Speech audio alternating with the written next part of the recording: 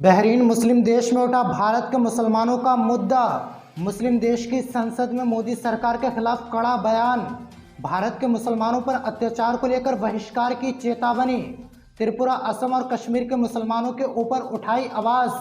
मोदी सरकार को दिया टाइम, कहा मुसलमानों पर बंद करे अत्याचार, ना तो करेंगे भारत के प्रोडक्ट्स का बहिष्कार। अगर आप भी नफरती लोगों का विरोध करते हो तो लाइक कीजिए इस वीडियो को, चैनल को सब्सक्राइब करके घंटी बजाना बिल्कुल ना भूलें।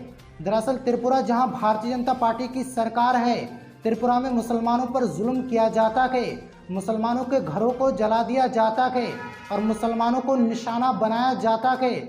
उसके बाद जब सुप्रीम कोर्ट के वकील त्रिपुरा जाते हैं, सच्चाई जानने की कोशिश करते हैं, तो उनके ऊपर ही मुकदमा दर्ज कर दिया जाता है, उनके ऊपर एफआईआर दर्ज कर दी जाती है। यहाँ तक कि कुछ वकीलों को नोटिस भी भेजा जाता है और ये कहा जाता है कि वकील देश के माहौल को बिगाड़ने की कोशिश कर रहे हैं। लेकिन दोस्तों, हकीकत में वकील सच्चाई जानने के लिए त्रिपुरा जाते हैं, लेकिन उसके बाद भी उनके ऊपर एफआईआर दर्ज कर दी जाती है। लेकिन इसी बीच बहरीन मुस्लिम देश ने मोदी सरकार को चेतावनी देते हुए मोहलत दी है। दोस्तों, बहरीन की संसद में मुसलमानों पर हो रहे अत्याचार का मुद्दा उठाया गया। बहरीन के सांसद अब्दुल रज़ाक ने कहा कि अगर मुसलमानों पर अत्याचार बंद नहीं होता है, ऐसे में भारत के साथ व्यापार का बहिष्कार किया जाएगा, यानी कि भारत का बहरीन से बायकॉट किया जाएगा। हालांकि बहरीन के सांसद का वीडियो आया है जिसमें बहरीन के सांसद का साफ साफ कहना है भारत की मोदी सरकार को चाहिए मुसलमानों पर हमले बंद करे और जो भी मुसलमानों को निशाना बना रहे हैं उनके खिलाफ कड़ी से कड़ी कार्रवाई करे। बहरीन की संसद में त्रिपुरा के मुसलमानों से लेकर कश्मीर के मुसलमानों की आवाज़ उठाई जाती है और असम के मुसलमानों के लिए आवाज़ उठाई जाती है। लेकिन दोस्तों, अब बहरीन की संसद की इन तस्वीरों को देखिए, आपको विश्वास हो जाएगा किस तरीके से बहरीन के सांसद अब्दुल रज़ाक मोदी सरकार को नसीहत और चेतावनी दे रहे हैं और ये भारतीय जनता पार्टी के लिए शर्म की बात है।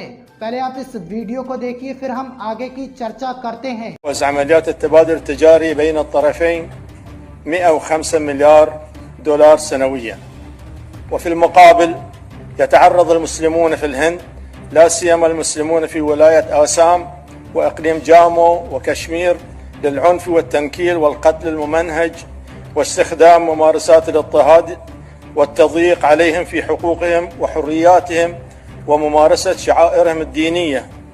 بدأ تهجير المسلمين من آسام منذ وصول حزب باراتيا جاناتا الحاقد إلى حكم الولاية في عام 2016، حيث تم تهجير أكثر من 20,000 مسلم.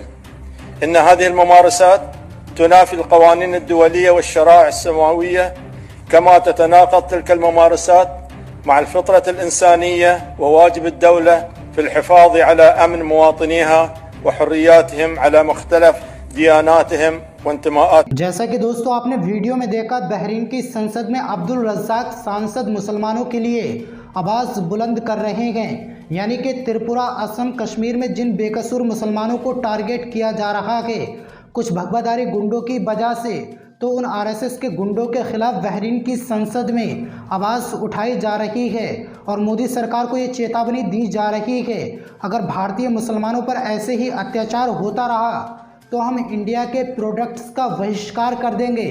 दोस्तों, ऐसे में देखा जाए तो मुसलमानों पर हो रहे हमले का मुद्दा मोदी सरकार को उठाना चाहिए, जो भी दोषी है उनके ऊपर कानूनी कार्रवाई करना चाहिए।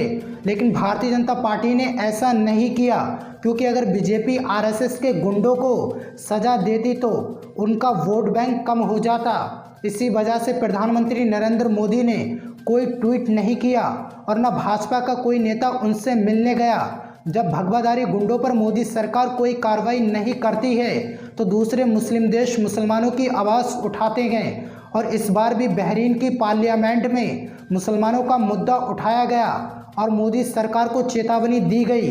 दोस्तों, बहरीन की पार्लियामेंट में साफ साफ कहा गया अगर भारत में मुसलमानों पर अत्याचार करना बंद नहीं हुआ तो ऐसे में भारत के साथ व्यापार नहीं किया जाएगा और इंडियन प्रोडक्ट्स का बहरीन से बहिष्कार किया जाएगा। यानी अगर अंधभक्त और भगवादारी गुंडों ने मुसलमानों को परेशान करना बंद नहीं किया तो बहरीन देश इंडिया के प्रोडक्ट्स का बायकॉट कर देंगे। लेकिन दोस्तों, इस खबर पर आपकी क्या राय है?